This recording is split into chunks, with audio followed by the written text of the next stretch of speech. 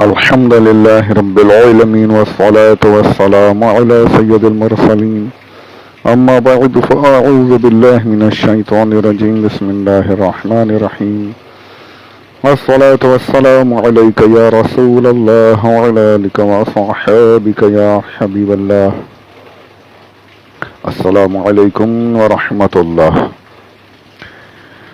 13 سفر المظفر 1442 ہجری، 1 اکتوبر 2020، 1 اکتوبر 2020، یوم الخمیس، جمعرات، تھرسڈے۔ بزرگوں کے واقعات کے سلسلے کو آگے بڑھاتے ہیں۔ حضرت عثمان غنی رضی اللہ تعالی عنہ کے مختصر واقعات جو میں نے اب تک پیش کیے ہیں، اسی میں ایک بڑی ہی اہم کڑی، اس کو بھی مختصراً عرض کروں گا۔ آپ نے ہر جگہ یہ سنا ہوگا، جب بھی حضرت عثمان غنی کا ذکر آتا ہے تو آپ کے ساتھ جامع القرآن کا لقب بھی آتا ہے۔ جامع القرآن، قرآن کو جمع کرنے والے۔ اس موضوع پر بولنے کے لیے تو بہت کچھ ہے۔ قرآن پاک کا تفسیر وغیرہ جب آپ پڑھیں تو اس میں دیکھیں گے کہ مقدمہ جو سٹارٹ میں پرولوگ جو ہوتا ہے، اس میں تدوین قرآن، قرآن جمع کرنا، اس کا ایک الگ سے چیپٹر ہر جگہ ہوتا ہی ہے۔ بڑی تفصیل کے ساتھ اس میں ذکر ہوتا ہے قرآن پاک کیسے جمع کیا گیا۔ اس میں حضرت عثمان غنی رضی اللہ تعالی عنہ کا نام ضرور آتا ہے۔ مختصر طور پر میں آپ کو سمجھانے کی کوشش کروں گا، عرض کرنے کی کوشش کروں گا، اور مجھے یقین ہے کہ آپ میں سے بہتوں نے پہلے بھی یہ ساری باتیں سنی ہوں گی۔ میں اس لیے عرض کر رہا ہوں کہ اس کے بغیر آپ کی زندگی کے حالات مکمل طور پر بیان کیے ہی نہیں جا سکتے۔ آپ کا بہت بڑا احسان ہے اس امت پر۔ ویسے تو اور بھی بہت احسانات ہیں، آپ نے سنا بیر و روما اور دوسری غزوہ تبوک وغیرہ، اور بھی بہت کچھ ہے۔ اسی طرح یہ بھی ایک بہت اہم کام ہے آپ کا۔ قرآن پاک کے جمعی کا، قرآن پاک کو جمع کرنے کا جو عظیم منصب اللہ عز و جل نے آپ کو عطا فرمایا اور آپ کے ذریعے سے کروایا، اس کو سمجھنے کے لیے پہلے یہ دیکھنا ضروری ہے کہ قرآن پاک ہم تک کیسے، اس امت تک کس طریقے سے آیا۔ حالانکہ جو تفسیر کا سلسلہ سے میں نے شروع میں ایک دم پہلے جو ہے اس میں بہت ڈیٹیل کے ساتھ یہ ساری چیزیں عرض کی ہیں۔ تو چلیے سنتے ہیں۔ اس سے پہلے درود پاک پڑھ لیجیے۔ اللہم صلی علی سیدنا مولانا محمد وعلی آل سیدنا مولانا محمد وبارک وسلم، صلاۃ و سلام علیک یا رسول اللہ صلی اللہ علیہ وآلہ وسلم۔ حضور اکرم صلی اللہ علیہ وآلہ وسلم پر وحی کا نزول ہوتا، آپ صلی اللہ علیہ وآلہ وسلم اسے یاد فرما دیتے۔ یہ ساری قرآن پاک کی آیات کے ذریعے سے ثابت ہے۔ یہاں وہ سب میں ابھی پیش نہیں کرنا چاہتا۔ اگر جاننا چاہیں تو تفسیر کے سلسلے میں جو پہلے کی، جو پہلے دوسرے تیسرے جو ایپیسوڈز ہیں، اس میں ہی مل جائیں گی ساری باتیں انشاءاللہ۔ حضور صلی اللہ علیہ وآلہ وسلم وحی کو یاد فرما لیتے، پھر جو کاتبان وحی تھے ان صحابہ کے ذریعے سے ان آیات کو لکھوا لیتے۔ اس وقت میں پیپر جو تھا عرب میں رائج نہیں ہوا تھا۔ حالانکہ بتاتے ہیں کتاب میں، کہیں میں نے پڑھا بھی ہے کہ اس وقت میں چین میں جو ہے پیپر نکل چکا تھا، ایجاد ہو چکا تھا۔ خیر، اس وقت عرب میں تو پیپر، کاغذ کا رواج نہیں تھا، تو درختوں کے جو پتے ہوتے تھے، سوکھے پتے، ان پر درختوں کی چھالیں، یعنی تنے کی جو چھیل کر یعنی اسے سکھا وغیرہ طریقہ ہوگا کچھ اس پر لکھا جاتا تھا. ہڈیوں پر جانوروں کی جو ہڈیاں بڑی بڑی ہوتی تھی شانے وغیرہ کی ان پر لکھا جاتا. اس طریقے سے الگ الگ جگہ جو کاتبان وحی تھے حضور صلی اللہ علیہ وآلہ وسلم کے حکم کے مطابق حضور جیسا فرماتے کہ یہ آیت فلاں سورہ کی ہے. یعنی ایسا نہیں تھا کہ ہمیشہ ایک ساتھ پوری سورہ آ گئی. کچھ آیت ابھی کچھ آیت بعد میں، ساری چیزیں میں نے وہاں ذکر بھی کی ہیں. بہت ابھی جاؤں گا تو بہت لمبی طویل باتیں ہو جائیں گی. تو جہاں جیسی آیت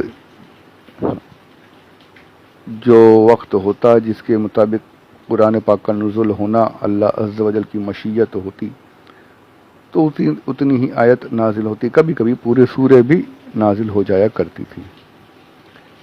تو حضور صلی اللہ علیہ وآلہ وسلم ارشاد فرماتے کہ یہ فلاں آیت فلاں سورے میں رکھو، یہ فلاں سورے کی ہے، اس سورے کو پہلے اس سورے کو بعد میں. اس طریقے سے نزول وحی ہوتی رہتی. حضور صحابہ سے لکھواتے رہتے. نام بھی ہے ان کاتبان وحی صحابہ کے جو وحیوں کو لکھ لیتے تھے. اس میں حضرت عثمان غنی رضی اللہ تعالی عنہ بھی ہیں، حضرت امیر معاویہ بھی ہیں رضی اللہ تعالی عنہم اجمعین، اور بھی صحابہ ہیں.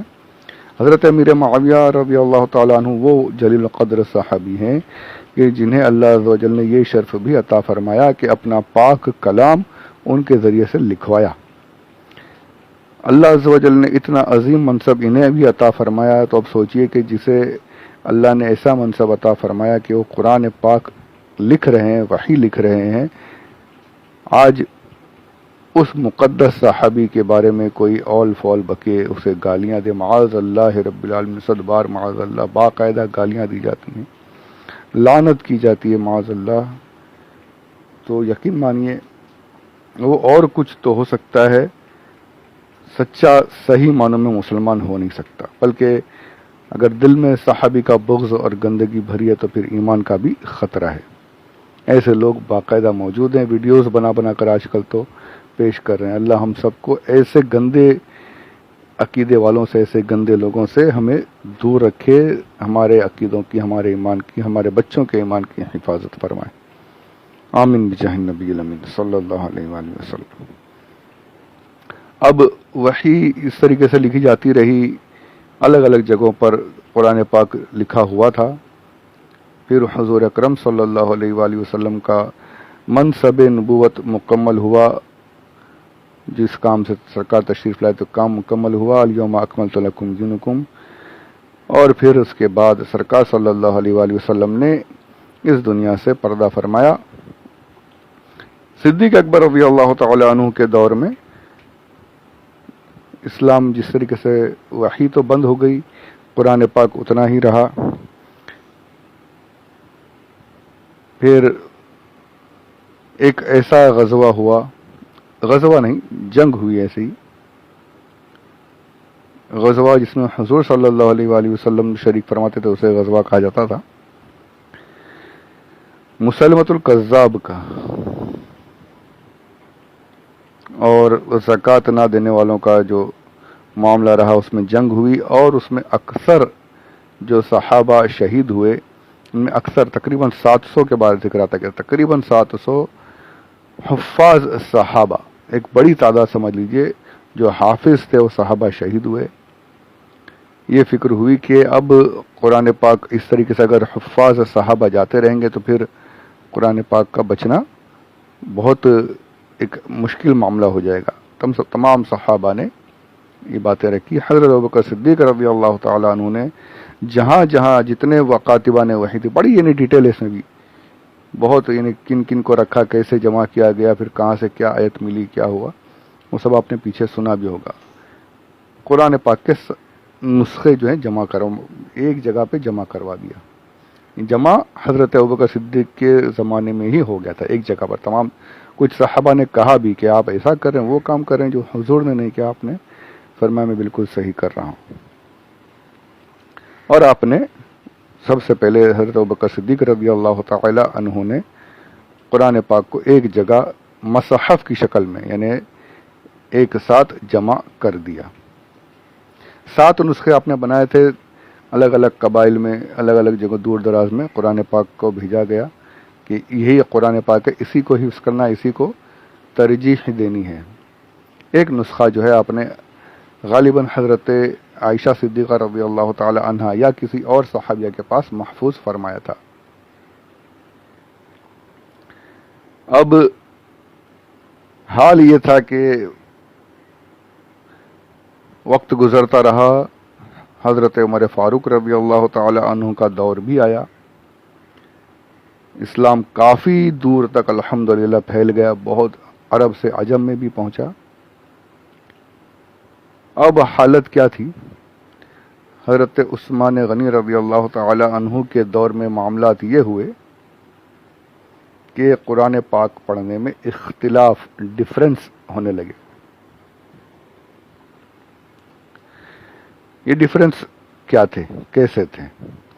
اس پر بہت تفصیل سے اور بہت علمی باتیں کی گئی ہیں، بہت بڑے اچھے سے سمجھایا گیا، علمی طور پر سمجھایا گیا، جو یعنی میں سمجھتا ہوں کہ سب کو پڑھ کر معلوم کرنا چاہیے اپنی کتاب کے بارے میں، اپنے قرآن پاک کے بارے میں۔